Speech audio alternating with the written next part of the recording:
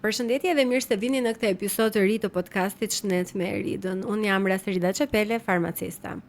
Sot do të flasim për një koncept social dhe ndikimin që ka koncepti social ekonomik në jetën e një gruaje në fazën e menopauzës. Më shumë se sa pjesën shëndetësore do të diskutojmë jetën sociale dhe çfarë lloj aktiviteti që prek jetën e saj. E kush më mirë se sa mysafirët e sotme do ta diskutonte këtë pjesë për shkak dhe vetë faktin që ato merren me ndërgjegjësimin dhe fushata ndërgjegjësuese të shëndetit të gruas në veçanëri. Kam kënaqësinë të kem të ftuar doktoresh Visare Mujko Nimani, drejtoreshe e zyrës së UNFPA-s në Kosovë, dhe në pjesën e dytë të këtij episodi do të ndaj përvojën e saj me ne, një grua e cila edhe pse ka bërë një jetesë të shëndetshme, edhe pse kujdeset gjatë gjithë kohës për veten, nuk i ka shpëtuar kurthit të menopauzës, Donika Sabovic, zyrtare e komunikimit në UNFPA. Doktoresha, përshëndetje dhe mirë se erdhët në këtë episod. Përshëndetje, mirë se u gjeta. Para se të diskutojmë pjesën sociale për ata që po dëgjojnë për herë të parë termin menopauzë ose ata që kanë dëgjuar dhe nuk janë shumë të qartë ose ato gra që po e kalojnë dhe nuk dinë si t'ia vendosin emrin. Çfarë është menopauza në aspektin shëndetësor? Menopauza në aspektin shëndetësor definohet mungesa e ciklit menstrual në 12 muajt e fundit. Nga aspekti qoftë fiziologjik, që në këtë rast mendohet në shtatzani, do me thonë kur kemi ndërprerje, apo patologjik, do me thonë në mungesë të këtyre dy arsyeve, atëherë themi që gruaja ka hyrë në menopauzë, do me thonë prej ati momenti faktikisht ka filluar ndërprerja e ciklit menstrual dhe përfundimi i fazës riprodhuese të një gruaje. Gjatë kësaj faze kemi edhe perimenopauzë apo paramenopauzë, që është një periudhë mjaft e gjatë dhe ku faktikisht shfaqen edhe simptomet më të mëdha të kësaj faze jetësore dhe kemi postmenopauzën që po flasim që është pas ndërprerjes së ciklit menstrual.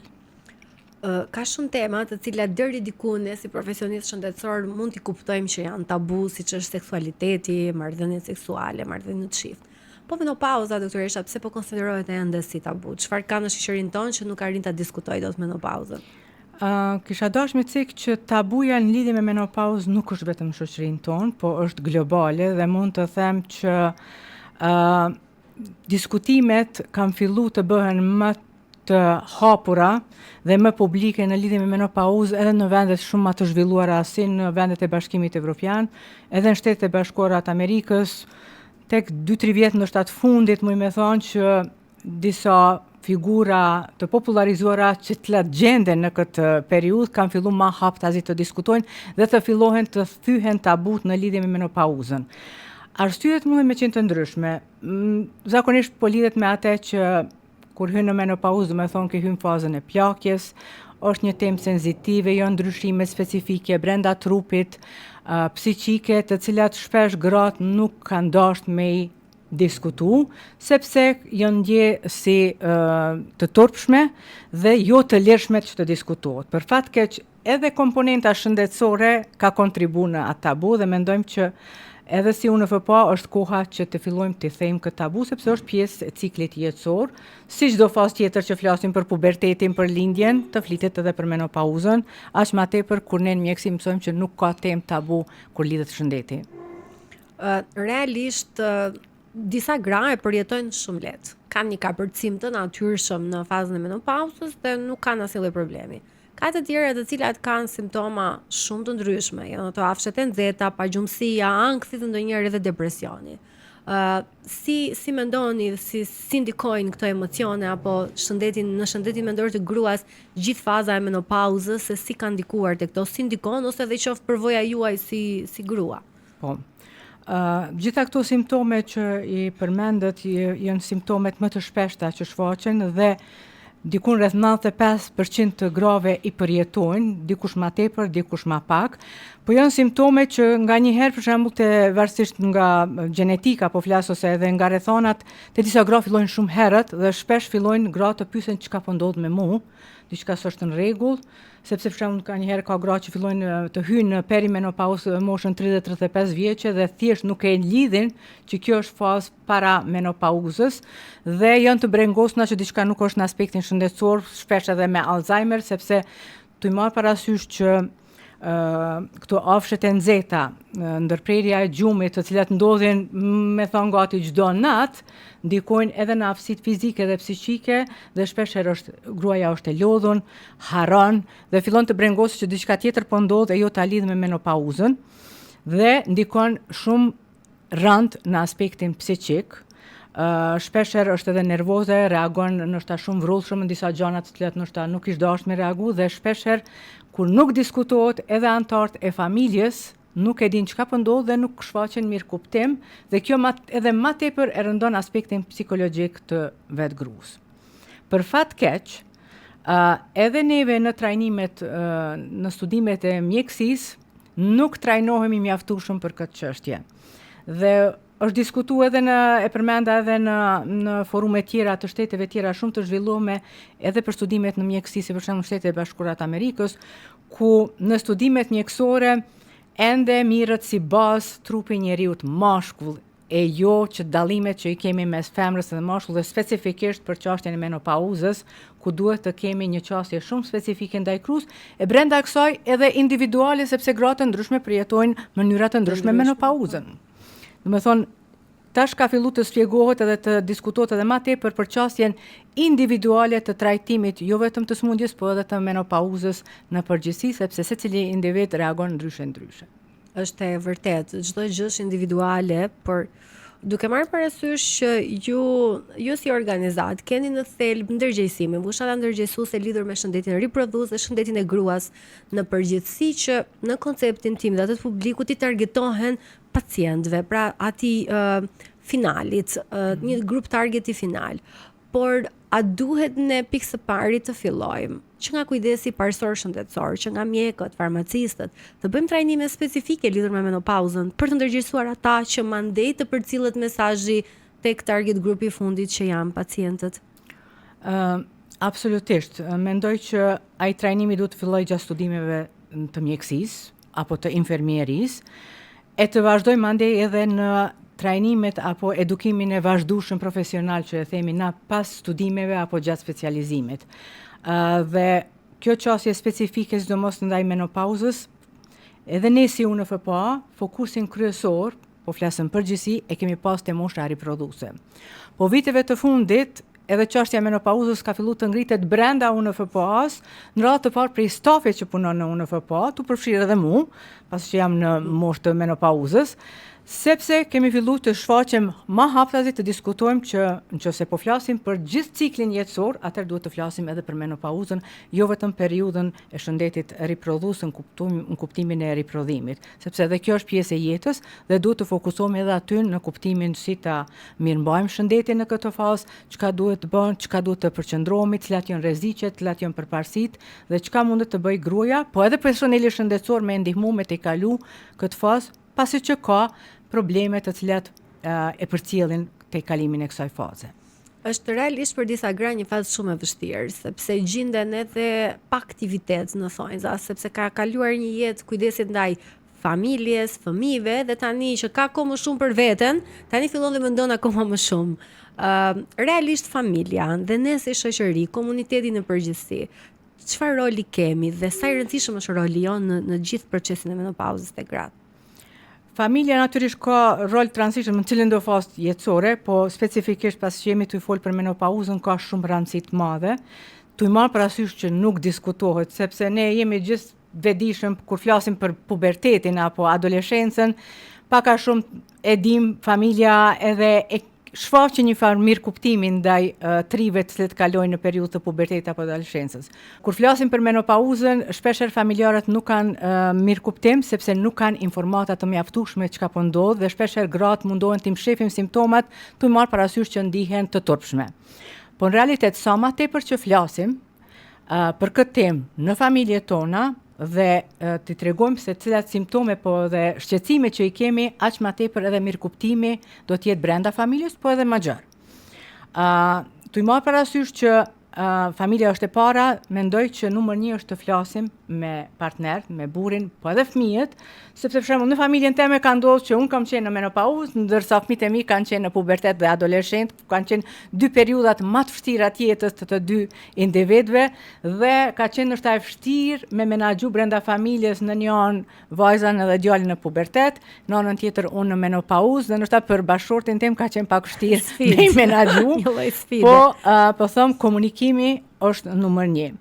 Unë që se më lejohet kisha përmend një rast një gruaje të cilën e kam taku kur isha në pushime në det, e cilën rastisht u takum në ujë duke notu, edhe fillum bisedën se kush çka punon dhe kur e përmenda që unë punoj në fushën e shëndetit seksual dhe riprodhues dhe jo mjeke, ajo pa e ditë e përmendi tha, a mundri ju me ngrit vetdijen te burrat për menopauzën. Tha, po ta tregoj shembullin konkretimin që kam ka ndodhur.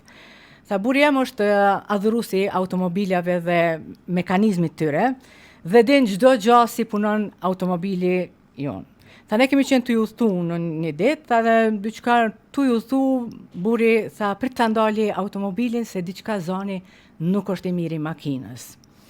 Edhe tha, s'po m'pëlqen se s'është në rregull, tha, unë nuk vrejta kur gjë, po ai e ndali, e shiqoi. Edhe kur është kthy, gruaja i ka thonë burrit, kisha pas dëshirë që të kishe ditë edhe mu me më përcjell qaq mirë, sikur që po e ndi në zonin e makinës për me kuptu në për çka unë po kaloj këto ditë të menopauzës. Kështu që ajo brenga e saj tha që nuk po shfaqet në rastin e saj, për fat keq, tha burri nuk po më kupton në për çfarë vështërsina fizike dhe psiqike po kaloj në menopauzë dhe mendon që është ajo apeloj të unë që të bojmë diçka për vetëdijsimin, sidomos të bashkëshortëve, partnerëve, për ndryshimet e mëdha dhe brengat dhe shqetësimet dhe ato fizike që po i kemi dhe që si po shfaqen ato dhe në raportin me burrin, familjen edhe më gjerë. Sepse ndonjëherë të gjitha problemet vijnë nga mungesa e komunikimit. Në çdo lloj marrëdhënie, jo sidomos në këtë lloj situate. Se është ajo pjesa e mungesës së dëshirës seksuale që mund t'i çojë njerëzit në keq kuptime. Pra nuk do të thotë që ka hyrë dikush në mes apo ka ndodhur diçka tjetër, sepse gruaja nuk ka më të njëjta dëshira siç mund të ketë pasur më herët. Ndoshta edhe burri në antropauzë, se kemi lënë pak pas dore pa diskutuar, por duke qenë se po flasim për gratë, realisht nuk është që ka ndodhur diçka tek ajo, por ka ndryshuar hormonit dhe është më se normale. Prandaj është shumë mirë dhe është një gjë për të përgëzuar që ju e keni marrë përsipër si organizatë, ndërkohë për ta çuar më përpara këtë lloj fushate për të ndërgjegjësuar komunitetin. Në disa episode më herët ne kemi pasur një mjek kardiolog i cili përmendi faktin që sëmundjet e zemrës gjatë menopauzës prekin më shumë gratë se sa burrat. Pra nuk është një çështje gjinore, por është një çështje e gjendjes së gruas. Realisht shëndeti i zemrës, kockat dhe disa simptoma të tjera që janë më se të zakonshme për ato gra që ndoshta janë të 40 tani dhe po përjetojnë disa ndryshime apo dhe cikli i çrregullt. Çfarë duhet kenë parasysh doktoresha në këtë periudhë që të kujdesen pak më shumë? Absolutisht, evidenca tregon që domethënë gratë para dhe gjatë hyrjes në menopauzë dhe mas menopauzës për shkak të ndryshimeve të mëdha hormonale të estrogenit, progesteronit dhe testosteronit, ka ndikim në punën e zemrës dhe rritet përqindja e grave të cilat ose shfaqen sëmundjet kardiovaskulare, po për fat keq edhe vdekjet kardiovaskulare. Kështu që atë që e thash më parë, do të thonë gratë në menopauzë kur shkojnë te mjeku apo ginekologu duhet të shiqohet këndvështrimi shumë më gjithëpërfshirës, jo vetëm prej aspektit po mungesë e ciklit menstrual, hormonet, po edhe atë aspektin si të parandalohen sëmundje tjera të cilat mund të jenë pasojë e ndryshimeve hormonale si pasojë e menopauzës, që në këtë rast janë sëmundjet kardiovaskulare dhe osteoporoza. Dhe për këtë rast gjithnjë e më tepër hulumtime po flasin që gratë apo gratë e reja apo realisht edhe vajzat e reja të fillojnë shumë më herët të përgatiten një farë mënyre për periudhën e menopauzës, edhe pse ndoshta në vetdije mendojnë po unë jam larg.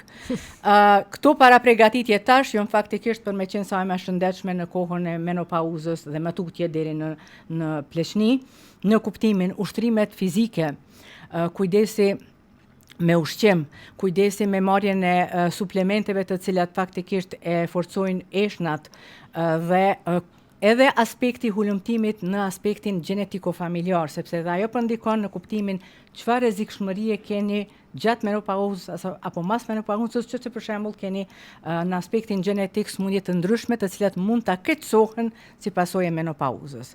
Po gjithnjë më tepër, por kemi pak eksperta, në Kosovë nuk e di, po edhe po them në aspektin global, sidomos ginekolog të cilët mirën specifikisht me menopauzë. Po, duke folë ma shumë ne gra që jemi, po edhe ato që kanë kalu, mendoj që bëhet ma tepër edhe kërkesa, ngritet edhe kërkesa, po edhe thyhen tabut dhe diskutimi dhe edhe shfaqet edhe mirë kuptimi ma i mirë për gratë që po kalojnë në menopauzë, qoftë në familje, në shoqëni, po edhe në vend punës të flasim, sepse shpesh këto simptome nuk kalohen vetëm në shpesaje apo në ramje, po kalohen edhe në punë dhe mund të shfaqen edhe probleme në produktivitetin e punës, po për shkak të mungesës mirë kuptimit, apo informimit, apo vetëdijsimit, shpesh mund të ketë edhe pasojë edhe në punësim. Në Britaninë e Madhe kanë bërë hulumtime që shumë gra e lëshojnë punën për shkak që nuk po munden me i përballu dhe në mungesë të mirë kuptimit nga punëdhënësi thjesht po tërhiqen. Ose po tërhiqen nga marrja e pozitave më përgjegjëse apo më të larta për shkak që nuk po mundin me i përballu sepse nuk kanë mirë kuptim apo dhe rrethi nuk i mirë kupton. Me që përmendet Britaninë e Madhe, kam lexuar para disa ditësh një studim i bërë nga Institute for Global Health of London dhe Instituti i School of Economics të Londrës, një bashkëpunim me Universitetin e Baltimorit në Amerikë, ku kanë dalë në një konkluzion në qershor të vitit 2023, edhe pse thonë që duhen bërë hala dhe më shumë hulumtime, në vendet ku jeta mesatare, të ardhurat ekonomike janë të ulta ose mesatare, menopauza fillon në një moshë rreth 40-44 vjeç, dhe ndërkohë në Francë apo në SBA në moshën 51-52.5 vjeç. Pra, nuk do të thotë që duke qenë se është globale si situatë, ka dhe shumë faktorë të tjerë që na prekin ne si vende me të ardhura mesatare të ulta, për sa i përket pjesës ekonomike që ndikojnë te gratë, sepse ju përmendët që pikërisht Britania e Madhe gratë kanë hequr dorë nga puna. Imagjinohet që për një grua në vendet tona, në Shqipëri, Kosovë, Maqedoni, në vendet me të ardhura më të ulta mund të jetë fatale ikja nga puna, jo vetëm për shëndetin mendor, por edhe për pjesën ekonomike si do përballohet jetesa. Realisht ka shumë gra të cilat gjatë periudhës gjatë gjithë jetës tyre merren aktivitet fizik. Kujdesen, hanë shëndetshëm, por nuk i shpëtojnë menopauzës. A keni ju ndonjë mendim lidhur me këtë, doktoresha, çfarë ndodh me këto gra, apo është më e komplikuar situata se sa vetëm të kujdesemi me aktivitet fizik?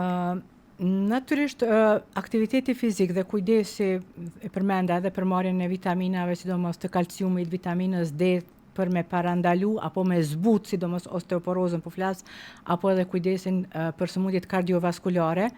Kisha dashur të ceki këtu që është diskutuar shumë për terapinë e hormonal replacement therapy apo terapinë zëvendësuese hormonale për gratë gjatë menopauzës, dhe për një periudhë e di që edhe në shtetet e jashtme, edhe në shtetet e Bashkuara të Amerikës është vënë një si pikë e zezë që kjo terapi faktikisht po e keqëson çështjen e kancerit të gjirit dhe sëmundjet kardiovaskulare nëse po mirët mirë, po hulumtimet e fundit kanë treguar që në atë kohë kur është shfaq terapia e zëvendësuese hormonale, është bërë në një kategori të grupit që themi ne kallëp të grave dhe nuk janë bërë hulumtime të mjaftueshme dhe ai përmirësimi i dozimit të atyne hormoneve estrogene dhe progesterone, dhe natyrisht ajo ka pas disa efekte anësore dhe ajo ka ndikuar që të jetë rekomandimi shumë i rezervuar për këtë terapi. Mirë, po hulumtimet e tashme më të reja po tregojnë për benefitet e mëdha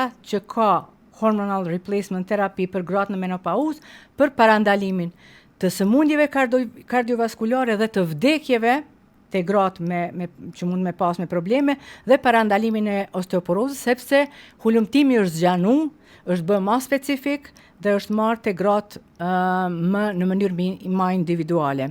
Kështu që ajo që ka mendoj që është sa ma tepër me vazhdu me hulumtime individuale dhe specifike për gratë në menopauzë në mënyrë që të shiqohet se si të mundsohet lehtësimi i simptomave, po ajo që ka mujmë ne të bëjmë vetë është do me thonë që ushtrimet fizike definitivisht ndihmojnë edhe në përmirësimin e gjumit, edhe në forcimin e eshtrave, edhe në relaksimin, edhe në uljen e depresionit, që mund të na ndihmojnë me i tejkalu simptomet më lehtë. S'po them që simptomet nuk kanë mu shfaq, po lehtësimi i tejkalimit të tyre do të jetë më i mirë nëse i përkushtojmë më tepër aktivitetit fizik, suplementeve si thash vitaminave D, kalciumit vitaminave tjera, multivitaminave dhe natyrisht edhe përkrahja e vetë grave dhe grupeve të grave ish dashme qenë ma e madhe në mes veti dhe të ndojmë ato shqetësime që do me thonë që se unë e kom pas një shqetësim të ndoj me gra tjera dhe të shohin që edhe gra tjera që se kanë shqetësimin e njëjtë, nuk është që ato janë të vetme, po faktikisht që ne bashkarisht të ndihmojmë,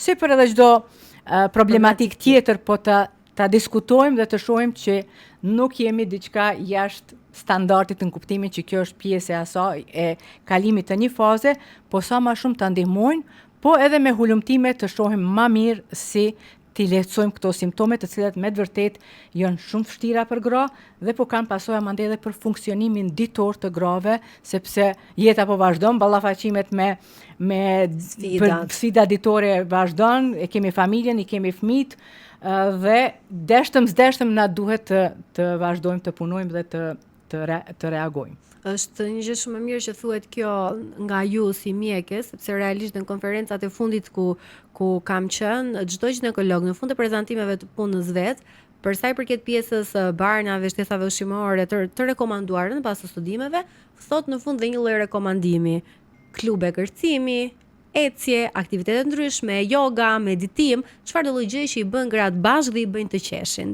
Është një nga rekomandimet kryesore.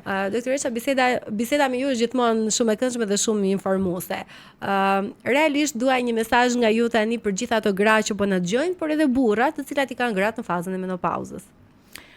Mesazhi im është që të flasim sa më hapur për menopauzën dhe për gjitha shqetësimet shëndetësore që i kemi gjatë gjithë ciklit jetësor. Mesazhi tjetër përderisa gjatë ciklit, gjatë periudhës riprodhuese, e kemi periudhën kur ndoshta dëshirojmë të mbetemi shtatzane, mandej kemi periudhën kur i kryjmë fëmijët, dëshirojmë mos të mbetemi shtatzane.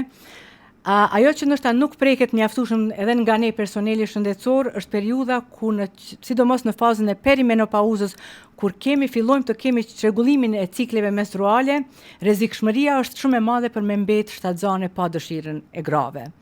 Dhe këtu mendoj që duhet i dhënë një theks të veçantë në përdorimin e mjeteve kontraceptive, sidomos në këtë fazë, për shkak se shumë shpesh dhe shumë gra kanë ndodhur që kanë mbetë shtatzane në këtë periudhë, tu mendu që ju kanë ndërprer cikli menstrual, po në realitet ka ndodhur shtatzania dhe mandej është dashur me marr pasoja qoftë me abort apo ndoshta edhe ndonjë fëmijë të cilët ndoshta nuk ka qenë planifikuar për atë kohë. Prandaj, këshillimi për përdorimin e mjeteve kontraceptive nuk duhet të jetë vetëm gjatë periudhës riprodhuese, por edhe në periudhën perimenopauze dhe menopauzës, kur sigurohemi që cikli menstrual është ndërprer, sepse mund të ndodhin shtatzanitë e padëshirueshme. Doktoresha, faleminderit, si gjithmonë është kënaqësi t'ju kemi në podcast dhe të diskutojmë me ju tema kaq të ndjeshme. Ju faleminderit edhe juve. Në këtë pjesë të dytë të episodit do të diskutojmë me një grua e cila kujdeset shumë mirë për veten e vet, është një shembull i jetesës shëndetshme dhe mënyrës se si mund ta kalojmë bukur menopauzës, por realisht edhe ju, Donika, nuk i keni shpëtuar kurthit të menopauzës në disa simptoma, gjendje fizike. Edhe pse kujdesesh shumë për veten, gjatë bisedës që ne kemi bërë para se ta nisnim këtë episod, na ke treguar që edhe ti ke parë disa ndryshime në trupin tënd, në jetën e përditshme. Çfarë kanë qenë këto, si kanë ndikuar, që t'i japim edhe një lloj mesazhi atyre që po na dëgjojnë tani. Faleminderit Erida. Edhe pse unë gjithmonë kam pasur kujdes me ushqimin, me aktivitetin fizik dhe me energjinë pozitive, menopauza edhe mua më ka befazuar.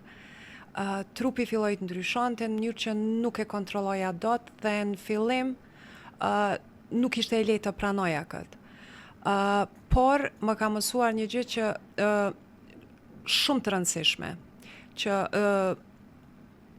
nuk është dështim, është proces natyral, edhe nuk do të thotë që s'jam kujdesur, thjesht trupi im po kalon nëpër një fazë të re.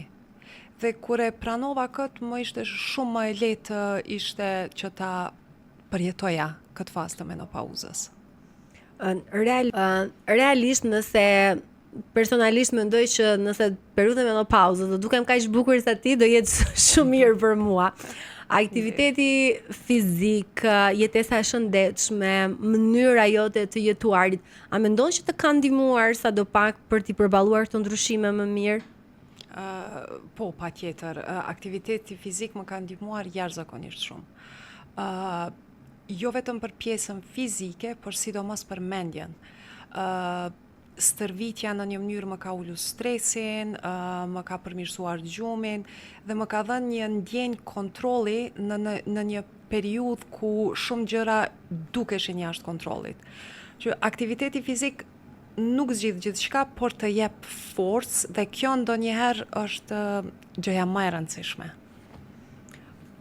E përmende në fjalim paraprake që nuk është vetëm pjesa fizike ajo që të ka brengosur, sepse realisht aktiviteti fizik s'të ka munguar ndonjëherë.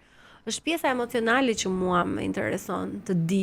Pjesa e aktivitetit fizik, jetesa që ti bën, mënyra se si diskutojnë gjërat edhe përditshmëria jote, si ka ndikuar në gjendjen tënde emocionale. Këtë dua që ta japim si mesazh për gratë që na dëgjojnë, që ndoshta janë në këtë periudhën e menopauzës dhe nuk po arrin ta kuptojnë dot veten, pse në një moment po qajnë, pse në një moment po qeshin, pse në një moment mund të ndihen ankth, pse një moment kanë edhe pagjumsi. Gjendja emocionale, këtë pjesë si e ke trajtuar? Po shumë mirë përshkruve Rida. Simptomat emocionale ndoshta janë pjesa më e nënvlerësuar e menopauzës.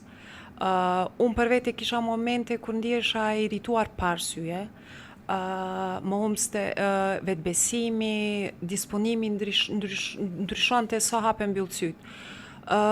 Çfarë më ka ndihmuar mua është të mos i mbaj për vete.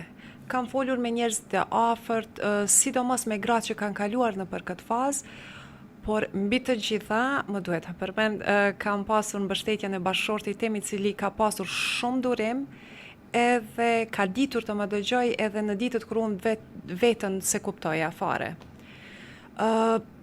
Vetëm fakti që s'jeni vetëm të jep shumë qetësi.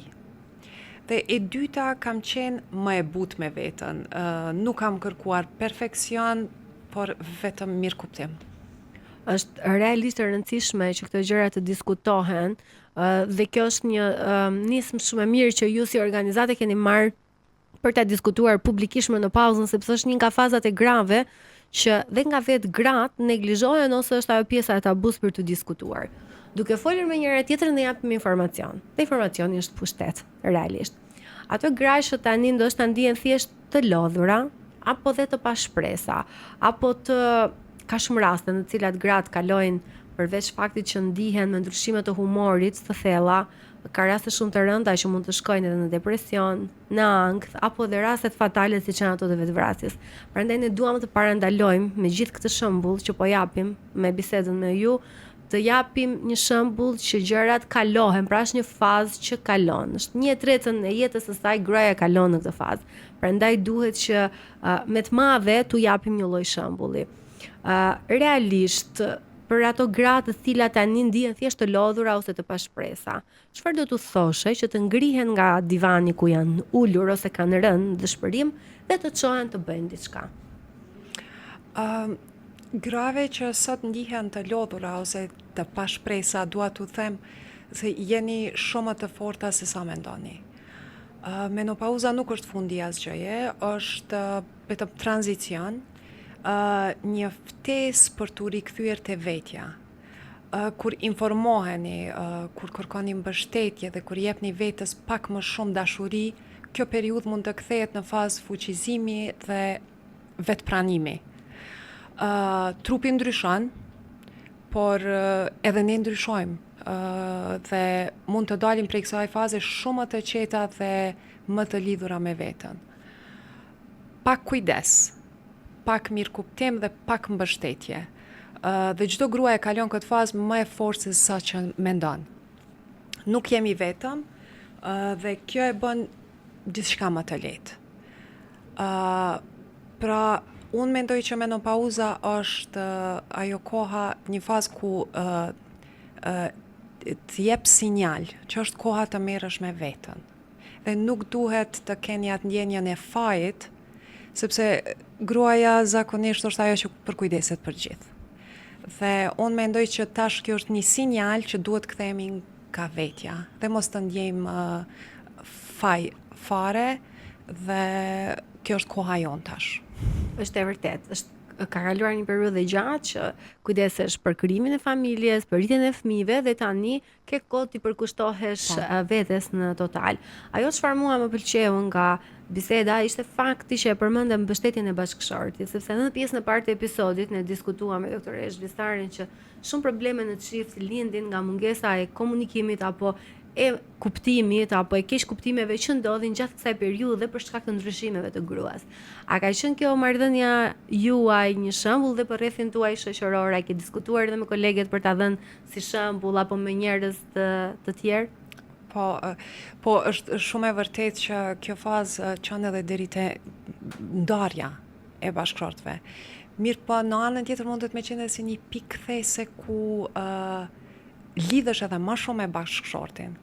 Kështu që është fakt që bashkëshorti s'ka pas shumë informata rreth menopauzës, mirë po unë gjithmonë po mendoj është mundu edhe ai mu informu që me mujt me më kuptu sa më shumë, kështu që unë mendoj që neve na ka lidh edhe më shumë kjo fazë.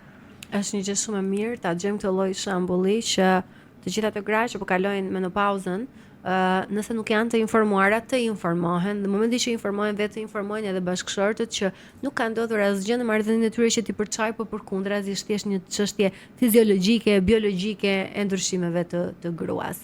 Një mesazh për të gjithë ato që po na dëgjojnë sot, që ndoshta nuk janë të menopauzë, po duhet ta mbajnë mend që kur të vi kjo periudhë ta kenë parasysh mesazhin tënd. Po. Është shumë e rëndësishme që të informoheni edhe që të jeni të vetëdijshme që nuk është diçka që është proces shumë natyral. Edhe momenti që keni informata ju do ta përballoni shumë më lehtë, mirë po këtë duhet ta ndani edhe me bashkëshortin, që me ju kuptu edhe ai sa më shumë, edhe me fëmijët, se dhe fëmijët munden të çuditën me ndonjëherë me sjelljet tuaja, mirë po edukohen. Kështu që mendoj që kjo është informacioni, është edhe përkushtim, duhet t'i përkushtoheni vetes sa më shumë. Mos e leni veten anësh. Është e vërtet ajo që the, sepse ndryshimet hormonale, ndonjëherë ato ndryshimet hormonale të shpërthimeve që na ndodhin zakonisht gjatë menstruacioneve, mund të jenë pak të ngjashme me ca shpërthime të pakuptimta në periudhën e menopauzës, edhe realisht edhe duhet t'i diskutojmë edhe me fëmijët, sidomos kur janë në periudhën e adoleshencës, sepse ndodhin një lloj keq kuptimi për vetë faktin e ndryshimeve fiziologjike që ata të gjithë kanë. Mesazhi që sapo dham nga gjithë biseda me ju ishte shumë domethënës, mendoj për të gjithë ata që na dëgjojnë, sepse ja tek është shembulli konkret që dhe një jetë e shëndetshme mund t'i kaloj ato simptomat e menopauzës, por i kalon më butë në raport me të tjerët. Unë të falenderoj shumë që ishe sot me ne dhe ndave përvojën tënde publikisht, është shumë e rëndësishme, edhe ndoshta është edhe pjesë e misionit tuaj në punën që bëni çdo ditë, por është e rëndësishme për mua personalisht për ata që na dëgjojnë ta marrin këtë lloj shembulli. Faleminderit shumë. Faleminderit shumë Rida, ishte kënaqësi, sidomos kur flasim për kësi lloj temash të cilat me të vërtet mungon informacioni dhe të vedisohen gratë në përgjithësi, po edhe burrat, që t'i mbështesin gratë në këtë fazë. Faleminderit që na ndoqët edhe në këtë episod. Shpresojmë që me informacionet e ndara këtu t'ju kemi ndihmuar. Menopauza nuk është sekret. Menopauza është një realitet i cili duhet trajtuar, respektuar dhe mbështetur. Prandaj kujdesu për veten dhe mos harro. Fuqia fillon tek pranimi. Paçi, shëndet.